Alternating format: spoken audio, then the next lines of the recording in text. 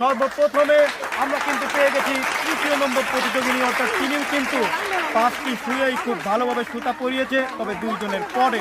তাই তার হাতে আমরা তুলে দিচ্ছি তৃতীয় নম্বর পুরস্কার হিসেবে 1/2 লিটার সোয়াবিন তেলের বোতল। সবাই করে করতালি সবাই।